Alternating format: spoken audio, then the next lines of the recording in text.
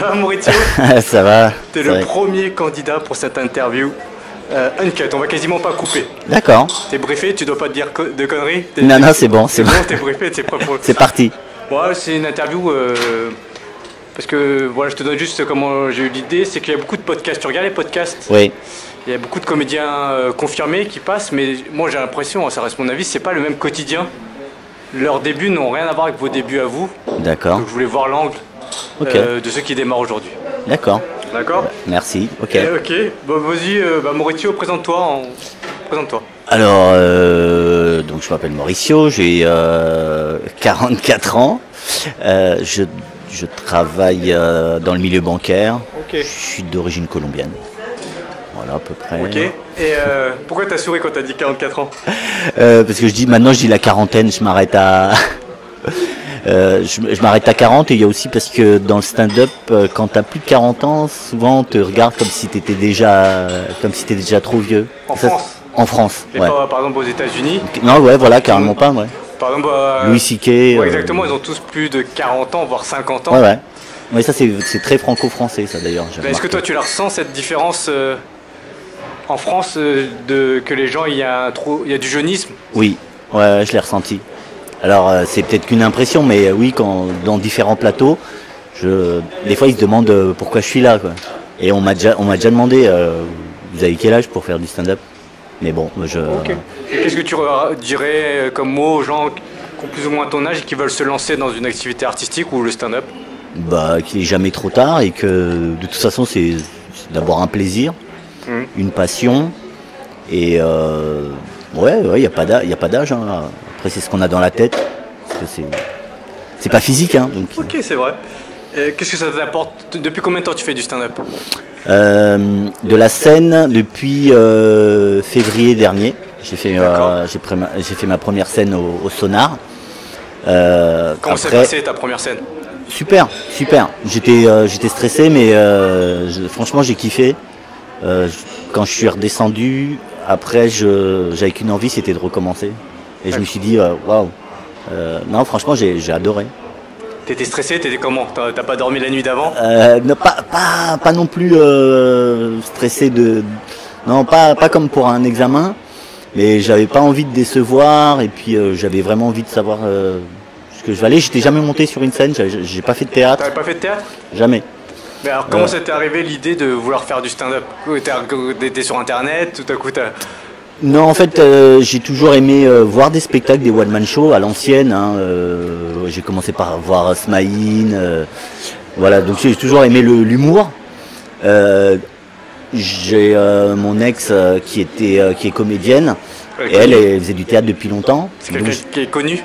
Non, elle n'est pas connue. Elle a fait du théâtre comme ça, mais depuis très longtemps. Ok. Et j'ai vécu ça un peu par procuration, en la regardant. D'accord. Et donc un jour, tu as eu le déclic? Quand je me suis séparé d'elle, je me suis dit mais pourquoi pas maintenant à mon tour. Puis j'avais fait des petits trucs dans des mariages pour mes potes. Ok. Voilà. Et quand tu arrivé la première fois en cours, c'était quoi ta sensation quand tu arrivé la première fois? J'étais agréablement surpris. Je pensais que ça allait être un peu grosse concurrence entre nous et tout, alors qu'en fait c'était super bienveillant. Je sais pas, je me suis senti super à l'aise. Je me suis dit, je me suis inscrit tout de suite après, en me disant, c'est génial. On fait un premier exercice, on va pas dire exactement ce qu'il faut faire, mais le premier exercice, où plus ou moins tu dois quand même... le premier exercice du cours d'essai. Ouais. Comment tu t'es senti la première fois que tu l'as fait? Je te dis super bien, vraiment, ouais. Mais je pensais que j'allais pas être marrant, parce et puis finalement j'ai eu... Tu étais stressé ou pas? Oui, si, bien sûr. Il y en a qui le font pas. Hein. Oui, non, tout à fait. Mais je pensais pas déjà qu'on allait monter sur scène. Moi, je pensais qu'on allait rester, que ça allait être. À chaque fois que les gens pensent ça, c'est comme si tu me dis, comme si tu t'inscris au football et tu dis, je pensais pas mettre un short. Oui, c'est vrai. Mais concrètement, tu pensais que ça allait se passer comment? Comme une réunion d'alcooliques anonymes, okay. Tu vois, où on est tous autour. Bonjour, je voudrais faire du stand-up. Et finalement, en fait, ma première scène, c'est lors du cours. Pour moi, après le cours, ça a été des scènes à répétition. C'est là où je trouve ça super bénéfique, c'est que c'est les premières scènes que tu fais, c'est les cours. T'es monté sur scène combien de temps Après ton premier cours? Je me suis inscrit, il me semble, en octobre et j'ai fait la première scène en février. J'ai attendu un peu, je pensais pas être prêt, donc j'ai un peu temporisé. Ça veut dire quoi être prêt pour toi? Bah, je ne savais pas en fait, parce que c'était que d'être prêt. Moi j'ai plutôt un passé de sportif, hein, j'ai fait de la musculation, je me suis dit il faut s'entraîner et après faire de la compétition. Donc je pensais qu'il fallait vraiment attendre. Et si c'était à refaire, tu monterais plus vite sur scène? Ouais, plus vite. Ouais, il faut monter tout de suite. Ok. Donc tu as fait de la muscu? Oui. En passion plus ou juste comme ça? Je sais que ça se voit pas maintenant. Il y a 15 ans, j'en ai fait en compétition. Et avec l'âge, j'ai arrêté. Quel type de musculation? Culturisme, bodybuilding. Donc, quand vous mettez du truc. Voilà, avec un slip rose et de l'auto-bronzant. Est-ce que tu avais en fond d'écran, une photo de toi? Non, pas jusqu'à là. Il n'y avait pas trop les photos Instagram et tout ça. Et juste par curiosité, comment s'est arrivé l'idée de faire du culturisme? J'étais très maigre quand j'étais petit, donc complexe. Et donc voilà. Ouais, mais tu peux être baraque sans vouloir être. C'est plus ou moins en slip et atrophié. C'est prouvé, c'est un peu comme pour le stand-up. Ça m'est arrivé à un moment dans ma vie où je me suis dit, allez, jette-toi à l'eau, et je fais souvent comme ça. Okay. Et juste pour savoir, c'est par curiosité, comment ça se passe les compétitions? Vous êtes noté? Ouais, on est noté, on est comparé à d'autres. Comme en fait c'est un concours de beauté, on est comparé, on va sur scène. Hein, donc là par contre j'étais déjà monté sur des scènes. Et c'est de la plastique, hein, donc on est comparé par rapport à d'autres avec des poses imposées. Voilà. Tu t'y connais bien en muscu? Ça va. Alors, ça va. Pour ceux qui s'intéressent à la muscu, tu veux donner 3 conseils de musculation pour ceux qui veulent démarrer. Progresser. Ouais. Prendre son temps et lire, se documenter. Il y a des bons bouquins, voilà, aller à la base. Juste pour faire une comparaison stand-up et musculation, est-ce que tu penses, en allant beaucoup à la musculation tous les jours, on est obligé d'être musclé? Chacun a ses limites en fait de génétique, et je pense que peut-être en stand-up on a des limites aussi. Il y en a qui sont plus doués que d'autres et qui avancent plus vite, qui ont des facilités aussi, ça dépend de plein de choses. Mais oui, il y a peut-être c'est rapproché. Donc qu'est-ce qu'on peut voir d'autre juste alors en stand-up, donc ça fait combien de temps maintenant que t'en fais? Un an, un peu plus d'un an. Ça. Tes meilleurs souvenirs, moins bons souvenirs? Meilleur souvenir, ma première scène au Sonar avec tous les copains. La salle elle était bien pleine. Il y avait combien de comédiens qui passaient? Je sais pas, on devait être peut-être 7. 7? Ouais, on devait être 7.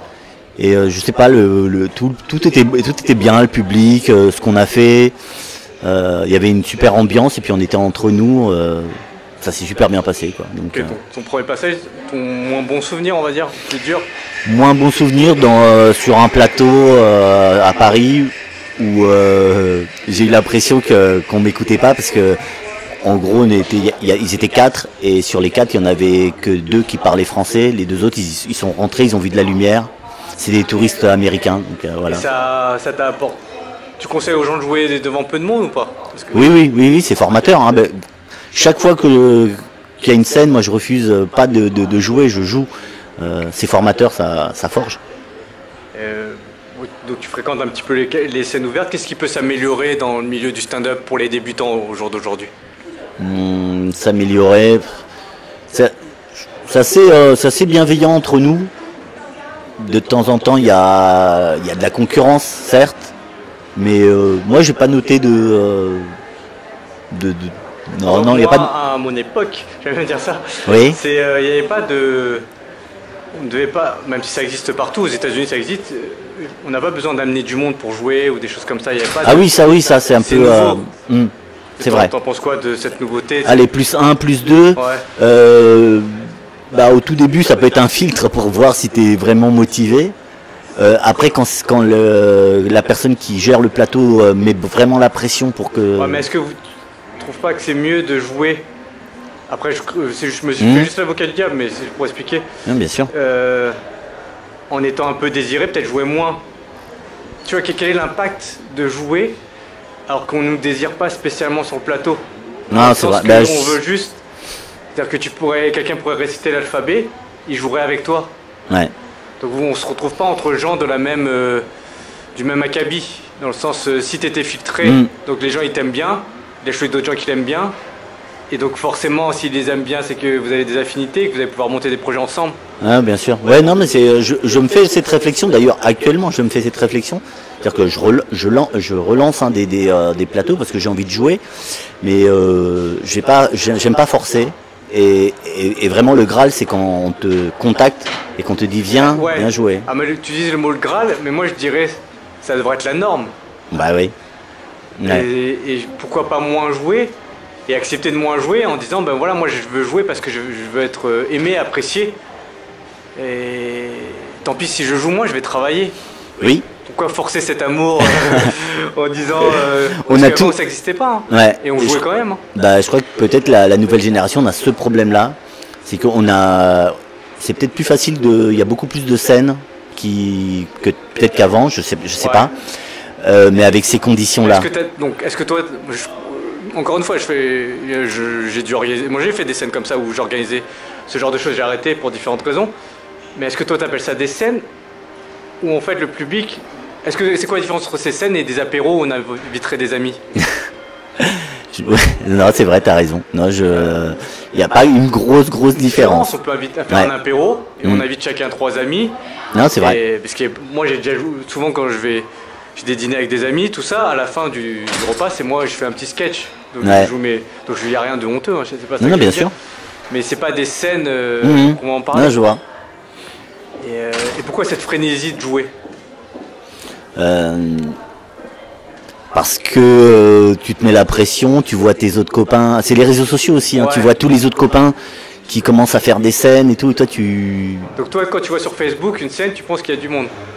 Bah non, je sais très bien comment ça se passe derrière. Mais néanmoins, quand tu vois sur les réseaux sociaux, tu te dis c'est chaud, ça va cartonner ce soir. Bah oui, peut-être. Oui, j'ai toujours. Mais maintenant, sans citer de lieu ou quoi que ce soit. Non, bien sûr. Tu sais que c'est pas exactement la même chose. Mais non, il y a l'envers du décor, bien sûr, on le sait tous. Mais on a envie d'y croire aussi. Mais on sait très bien qu'il y a des fois, c'est pété. Mais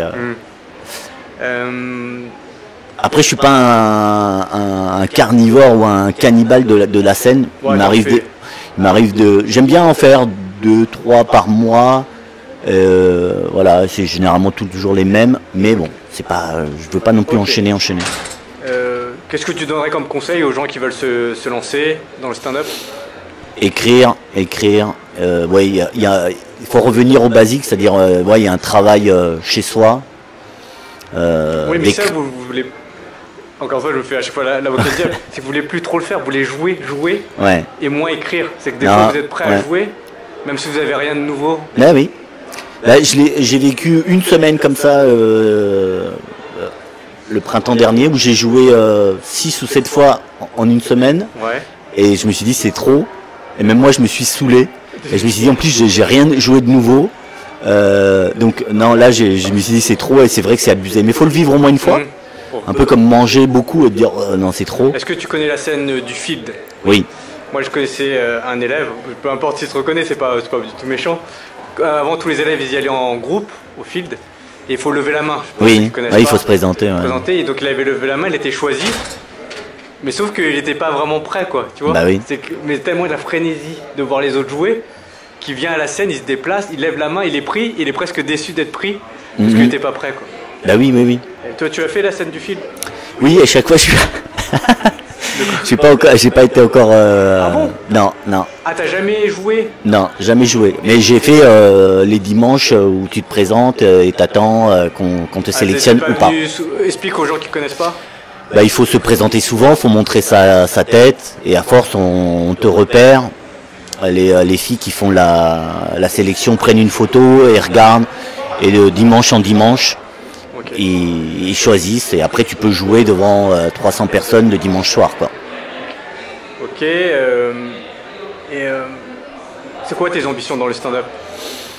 Mes ambitions, l'année dernière, j'avais pas de visibilité. Aujourd'hui, honnêtement, j'aimerais bien faire des des scènes où je fais un peu plus de 2 minutes, du type 3 x 20 avec 2 autres personnes, voire un 30-30.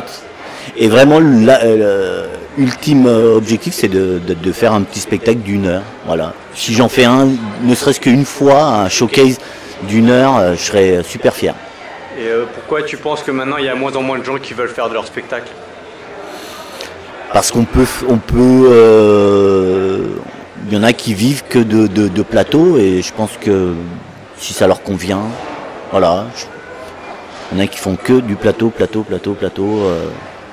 Moi je pense que dans l'absolu, après un moment, faut passer au spectacle, mais d'1 heure. Mais okay. Si y en a, ça leur va. Et c'est qui tes humoristes favoris?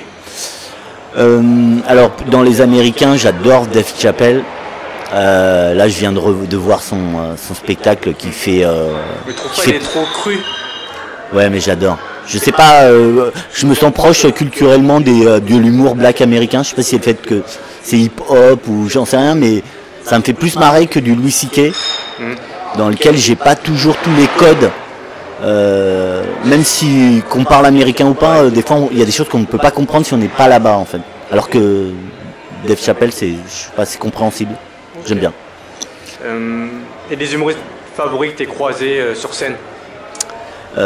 Sur scène, que je suis allé voir. Non, qui ont joué avec toi. Qui ont joué avec moi. Tac. C'est dur là. Ouais, non. Alors il est pas super connu, mais les gens qui ont regardé le Jamel Comedy Club, une fois j'ai joué, il y avait Samuel Bambi. Ouais, de Younes et Bambi. Ouais, de Younes et Bambi. Je le trouvais sympa. Jason Brokers. Mais lui il était là, lui c'était la star, il était déjà super connu. Ça m'a bien mis la pression. Ouais. Voilà. C'était quel plateau? C'était à 18h au Paname. Okay. Il était venu jouer. Et lui venait tester, et nous on était programmés, et puis voilà, mais lui il est venu, il était pas prévu à la base. Ok, il était rajouté en plus. Et dans le cours, c'est qui que t'aimes bien, que t'as croisé dans le cours, mais... ceux qui m'ont le plus impressionné, il y a Bobine, Julien. Ouais. Et je suis allé voir son 30-30. Ouais. Et parfois on peut le trouver trash dans ces 5 minutes, alors que lorsqu'on voit tout son spectacle là, on comprend. Il y a vraiment il y a un lien et on comprend que c'est un rôle quoi. C'est pas, okay. Il est pas comme ça. Et sinon comme autre, Dimambro aussi, Alex Dimambro. Ok, pourquoi tu aimes bien? Parce que je le trouve sympa déjà, et puis il me fait bien rire, même si moi je sais pas faire son humour. Voilà, c'est pas l'humour d'ailleurs que je recherche quand je vais voir des spectacles, mais ça me plaît bien. Ok, je sais pas, qu'est-ce que tu aimerais aborder d'autre comme sujet? Est-ce que toi, cette fois, t'aimerais bien créer ton plateau d'humour, par exemple? Non. Pourquoi? Comme ça? Non, parce que, je l'ai toujours dit, parce que j'ai pas le temps. J'ai pas le temps. J'ai des copains qui l'ont fait du cours de l'année dernière. Je pense que c'est une façon aussi d'attirer la lumière, parce qu'on sait très bien que tu me fais venir sur le plateau, tu rencontres aussi des gens, tu fais venir des guests, ça te fait du réseau. Après, pas forcément ceux du cours, hein, dans l'absolu, des fois j'ai entendu dire, les gens ils disaient conseiller monte ton plateau, plus ou moins, hein, et comme ça tu fais pression sur les autres qui ont des plateaux, oui. Et tu joues. Mais là ça revient au même sujet de tout à l'heure, c'est que tu joues, mais t'es pas désiré. Non, tout à fait. Ouais. Donc c'est une illusion, c'est que ça joue pas vraiment. C'est vrai. Je pense qu'il y a beaucoup de plateaux qui sont créés pour faire pression. Oui, je pense, il y en a. En tout cas, d'ailleurs, il y en a qui disparaissent du fait de ça. Ils sont faits pour surtout, voilà, tu viens jouer chez moi, je viendrai jouer chez toi. Ouais. Et faire du réseau, mais si t'es marrant, tu vas faire du réseau quand même. Si oui. T'as une vidéo qui fait 1 million de vues, tout Paris l'aura vu quoi. Ouais, mais il faut quand même faire du public relation, faut quand même se déplacer. Oui, il faut aller serrer des mains. Moi je connais plein d'humoristes, ils sont qui sont très discrets et qui ont. Je pense que les très très très bons, quand vraiment t'es prêt, que tu as vraiment du texte et tout ça, oui, ils peuvent. On viendra les chercher. Bah ouais, il y a plein de gens, ils sont pas plus. C'est pas Patrick Sébastien, hein, tu vois, c'est pas des mecs hyper convivial. Hein. Et bah effectivement, ouais, ils ont du talent et ils jouent. Et des fois, moi, c'est mon opinion, des fois, vous perdez cette barrière tellement vous avez envie de jouer. Vous voulez pas, entre guillemets, vous remettre en question, tu vois. Ah, c'est vrai. Je connais aucun mec qui a 5 applaudissements en 5 minutes qui joue pas. Tu vois, si vous vous concentrez sur la qualité du passage. Qualité même agressive, dans le sens, moi je compte les applauses. Imaginons, tu dis, moi je veux 3 applauses. Tu te concentres que sur ça. Et ben, imagine toi, tu gères une scène ouverte et un mec il a 5 applauses en 5 minutes dans sa vidéo. Ouais, Est-ce que tu le programmes? Bien sûr. Voilà, mais vous concentrez sur d'autres choses, c'est dommage. Et après, tu dis c'est concurrentiel, mais pour moi, le stand-up, forcément, c'est concurrentiel, puisque c'est une liste de noms, bien sûr. Et une liste plus grande qui veut rentrer dans cette liste. Donc forcément, c'est un peu concurrentiel. Après, c'est une course de fond. Il y en a beaucoup qui arrivent. Après, il y a un tri qui est fait aussi. Hein. Mais c'est pas toujours la qualité qui, je sais pas. Hein, mais bah, moi, de tous ceux qui ont persévéré, et bien sûr, ils sont pas tous humoristes connus, mais en tout cas, ils sont tous dans le domaine de l'humour. D'accord. Ils ont tous fait quelque chose dans l'humour, à minima, quoi. D'accord. Et la plupart, ils ont juste abandonné ceux qui n'ont pas réussi. Et sur qu'est-ce qu'on voudrait aborder d'autre? Donc les plateaux, là, c'est pas l'ordre du jour pour toi? Pour toi, créer ton propre plateau? Créer, non, franchement, c'est pas le truc qui me botte. Je sais pas pourquoi, c'est... Non, jouer, oui, gérer un plateau. Et puis j'aimerais pas avoir le dilemme de devoir juger un ami en disant, bon, je le fais venir, mais c'est plus parce que c'est mon pote que parce qu'il est vraiment drôle. C'est difficile. Et je comprends ceux qui gèrent, c'est difficile ce choix-là. De faire ce choix. De choisir... Entre amis ou quelqu'un de vraiment drôle ou d'efficace. Des fois, tu choisis tes potes et t'es pas forcément les plus drôles, mais... Ouais, mais est-ce que c'est pas non plus plus important d'être avec quelqu'un qu'on aime bien? Oui, aussi, ouais, oui. Au final, sachant les enjeux économiques sont pas aussi puissants que ça. C'est vrai aussi. Tu vois, c'est qu'au final, non, être bien, oui, ça c'est vrai qu'il y a des fois, je me suis pas toujours retrouvé avec les plus drôles, mais on a passé un super moment. Sachant qu'il n'y a pas d'enjeu économique à ce point. C'est pas comme si vous faisiez une émission de télé et c'est vrai. Vous allez être reconduit si ça marche ou si ça marche pas. Donc le relationnel c'est important. Bien sûr. C'est genre 90-100% du truc. Quel autre sujet t'aimerais aborder? Non, je crois qu'on a tout, je sais pas. Encore 10 minutes. 10 minutes? Non, 8 minutes, on va dire. 8 minutes je sais pas. Tu penses quoi? Ah non, moi c'est un sujet épineux ça. Là, dis-moi. On va essayer de l'aborder avec beaucoup de diplomatie. Il y a de plus en plus de filles dans le stand-up. Ah, c'est bien, c'est bien. Ouais, non, c'est bien. Toi, t'as des filles? Oui. T'as combien de filles? 3 filles. Si un jour elles te disent qu'elles veulent se lancer dans le stand-up, qu'est-ce que tu dis? Pourquoi pas? Pourquoi? J'ai ma Eva, ma moyenne, elle a 14 ans, elle voudrait en faire. C'est vrai? Ouais, elle voudrait en faire. Pourquoi elle voudrait en faire, à ton avis? Bah parce qu'elle est déjà venue au cours, elle m'a vu. 2, 3, ça reprend, ça a coupé naturellement. Et donc elle voudrait faire un cours d'essai. Pour l'instant elle est un petit peu jeune, mais je l'emmène à voir des spectacles. Elle a vu Sugar Sammy, Conte de Boudherbala, au Daidako. T'as été voir le Conte de Boudherbala à la petite loge? Non, je devais y aller pour sa première et c'était le jour de la canicule. Maintenant il y a la clim à la petite loge. Hein. Il faut que je les contacte la petite loge pour. J'aimerais bien aller le voir, ouais. Il joue encore quelques dates, il rôde son spectacle. Et donc tu vois, il y a un autre système, il y a pas mal d'artistes qui font pas de scène ouverte pour rôder leur spectacle. Non, tout à fait. J'ai fait connaissance avec Jamil Le Schlag au théâtre des 10 heures, on a un peu discuté. Lui il m'a dit oui voilà, maintenant il est sorti du système des plateaux et tout ça. Lui à un moment il s'est dit bah, je veux faire de la scène, mon spectacle, tout ça. Il en a fait aussi. Hein, ouais, mais mathématiquement tu vois que tu es presque... Si à force de vous demander, et je ne m'oppose pas à ces plateaux là, encore une fois moi j'en ai organisé, mais si au final tu amènes 5-10 personnes pour jouer 5 minutes, pourquoi pas amener 5-10 personnes pour jouer 60 minutes? Oui. Au final, mais je me la... Oui, tout à fait. Hein. Je me la suis déjà posé cette question. Je me dis, bah oui.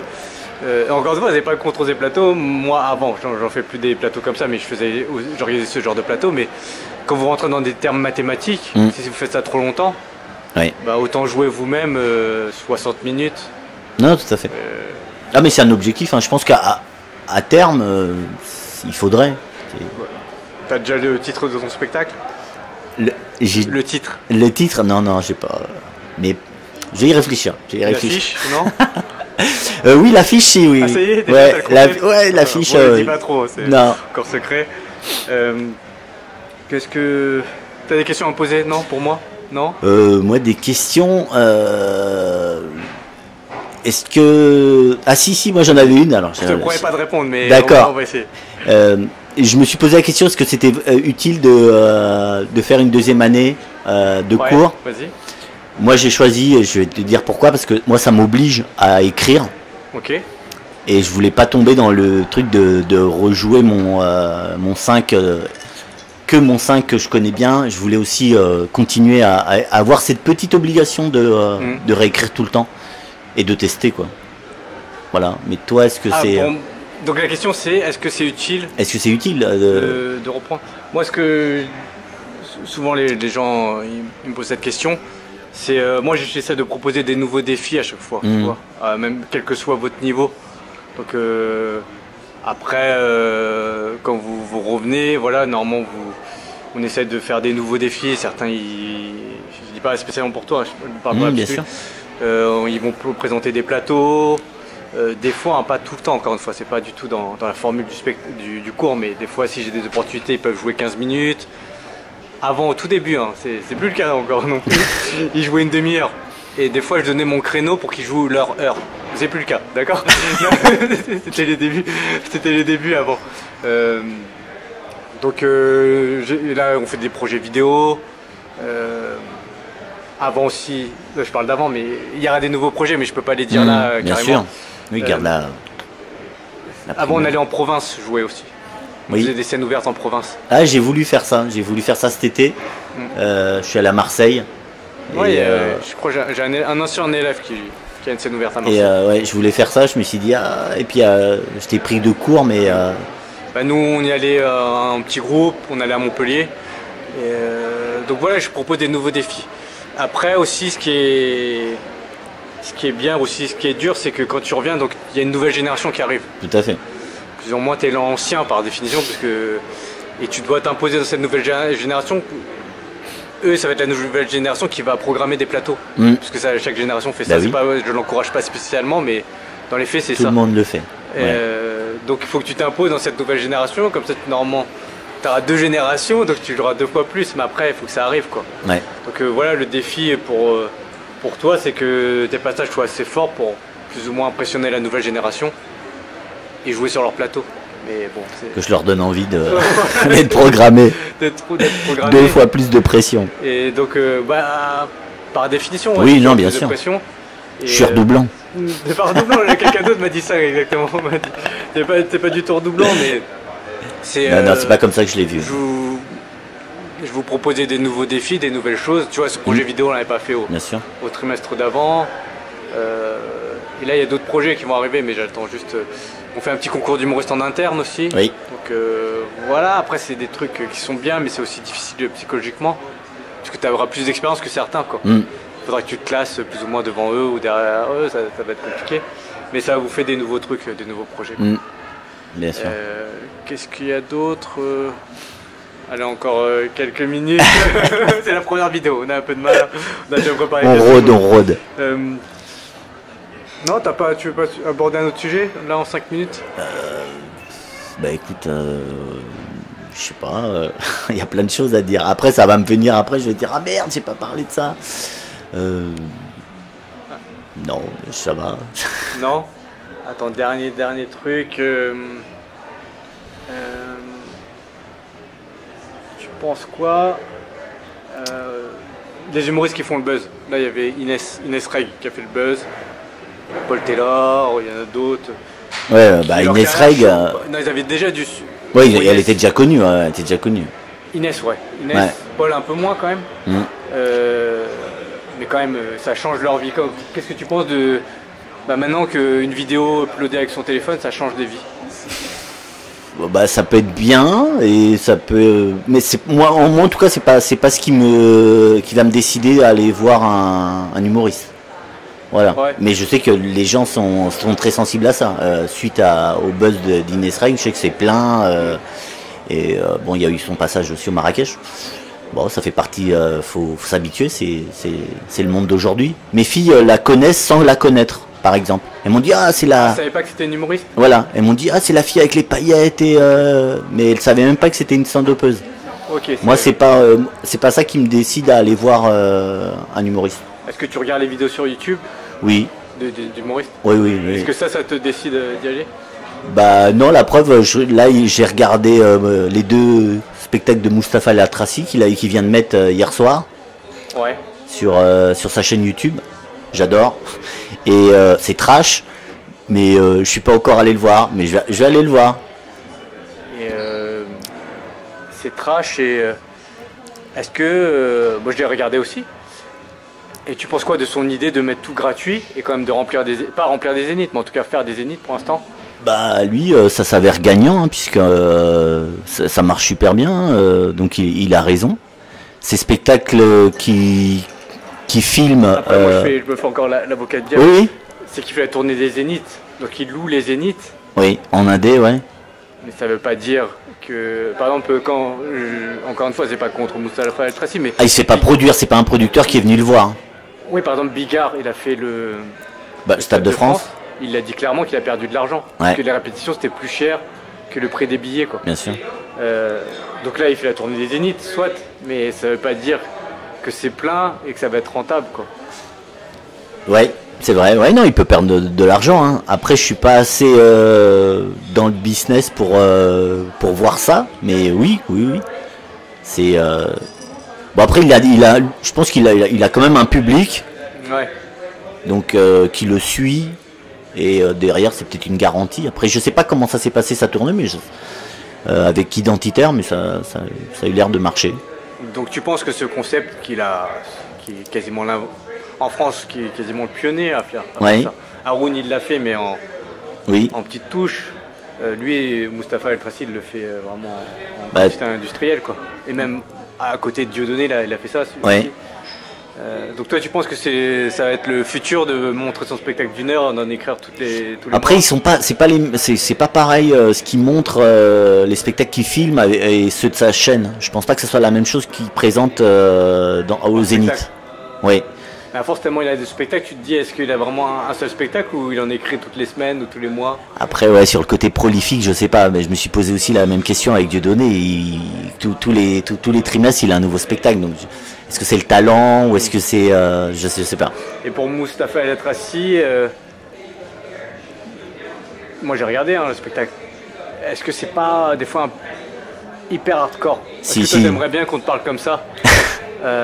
Moi j'accepte parce que c'est le personnage. Après il y a des fois il va très très très loin, très loin. Quand il roast des mecs mais vraiment hardcore.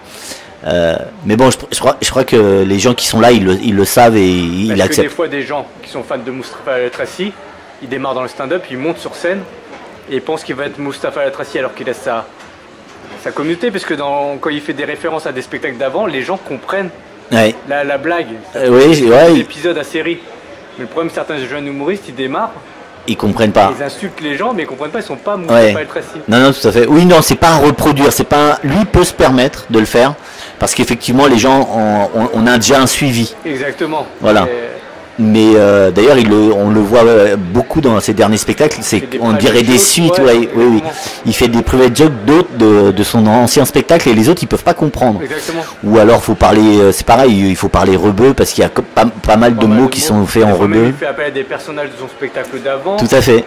Et donc les gens ils comprennent pas, ils veulent faire du Mustapha El Atrassi en... Ah non, pas. Ça reste unique et on peut pas faire de la même façon qu'on peut pas faire du Dave Chappelle en France, sinon ça passerait pas. Ah, tu penses qu'on pourra jamais avoir la liberté d'expression en France comme aux États-Unis?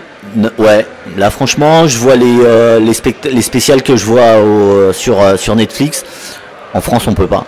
Non, moi je pense plutôt qu'en France, on est dans une tendance à un peu comme la nouvelle scène musicale française, où ça parle des voisins, des trucs. On a l'impression que c'est du Renan Luce pour ne citer. Et du Benabar et c'est bien, hein, moi j'aime bien, hein, mais non, il y a que Mustapha Latraci qui peut se permettre, je pense, ce genre de truc un peu hardcore. Mais que sur YouTube. Et que sur YouTube, je pense. Après, il faudrait voir comment il a fait. Je suis pas allé le voir à l'Olympia, donc je peux pas savoir. Mais j'irais bien le voir au Zénith pour voir comment ça se passe. Je pense pas qu'il fasse de l'humour un peu chicha qu'il fait dans ses vidéos. Je pense, parce que j'avais publié, après j'ai pas publié sur mes réseaux, juste je voulais mettre sur Instagram, mais après c'était un peu médisant donc je voulais pas le faire. Par exemple, il y a un mec qui joue, je dis pas quand, mais il joue à l'Olympia, un humoriste, oui. Il y avait des invitations quoi. Oui. Donc derrière, en plus il a 2 dates et tout, t'as l'impression qu'il fait l'Olympia, que c'est une star, et c'est sûrement une star, hein, ça t'en a revient à son talent, mais en vrai il galère pour remplir. Oui. Ouais. Encore quand il met des invitations sur des sites, en fait il travaille avec des comités d'entreprise, des sites de remplissage, c'est encore off quoi. Oui, ça veut rien dire en fait. Ils le prennent l'Olympia en termes marketing, en disant voilà je fais l'Olympia donc je suis marrant. Oui, et puis ça fait un peu comme avoir une seconde étoile. Exactement. Sur ton maillot, tu peux dire que tu as fait l'Olympia. Après moi des fois les gens ils voient sur mes réseaux sociaux la salle est pleine, des fois ils voient la salle est pleine, j'ai perdu de l'argent. Ouais. Mais ils comprennent pas les gens. Après moi j'aime pas forcément les grosses scènes au stand-up, il n'y a pas besoin. Moi, je suis allé voir pas mal de personnes, théâtre de 10 heures, c'est 130 personnes, c'est largement suffisant. L'Apollo ou des trucs comme ça. Et tu penses quoi de tous ceux qui se lancent? Par exemple, il y avait un sculpteur, je crois qu'il y a une de ces sculptures ici, qui a fait l'Olympia. Des gens comme Arthur aussi qui veulent se lancer dans le stand-up. Ah non, ça j'aime pas. Ouais, pourquoi? Ça j'aime pas. Koé, je vais les citer. Non, ben, souvent tu vois, Arthur, Koé, tout ça, souvent c'est la même trame. Et puis non, chacun. Ça veut dire que tout le monde quand même peut faire du stand-up, c'est pas si difficile. Bah ils doivent être coachés ou oui, en tout cas, ça je sais pas si c'est franco-français parce que je sais pas. En tout cas, j'ai l'impression que certaines célébrités peuvent faire du stand-up une fois qu'ils sont célèbres. Et ça discrédite un peu le stand-up parce que tu dis le mec il est présentateur et après il fait du stand-up. Pourquoi tu veux segmenter, mettre des... Oui, non, mais il a le droit. Mais en tout cas, c'est pas ce genre de spectacle que je vais voir. Et ça fait un peu comme comme en politique où certains ministres peuvent faire ministre de l'agriculture et ministre. L'horizontalité, j'y crois pas. Je préfère la verticalité. Là, non. Les coiffeurs, faut qu'ils restent coiffeurs. Tu vois. Ok, d'accord. Okay. Allez, on est à 33 minutes. Tu veux rajouter un dernier mot en 2-3 minutes? Bah écoute, on a bien rigolé, j'espère. Ouais. J'espère que j'ai blessé personne. J'ai pas été trash. Un dernier mot? T'as les réseaux sociaux? Tu veux en parler? Réseaux sociaux, je suis sur Instagram parce que j'en ai pas parlé, mais je fais aussi du graffiti à la base. Je suis issu du graffiti et mon nom c'est Technico93. Donc vous pouvez me suivre sur Instagram. Et là, je vais être un peu plus présent sur Facebook. Je sais que c'est pour les vieux, donc on va se mettre aussi sur les... D'accord. Mauricio, alors il y a des gens qui m'appelaient Momo, mais bon, pour l'instant, je garde Mauricio, parce qu'il y en a pas tant que ça, alors que Momo, il y en a plein. Voilà. Okay. D'accord, bah, je mettrai ton Insta sur l'écran ou dans la description. Bah, ok. Merci à toi, Mauricio. Merci, à très bientôt. Ciao. Ciao.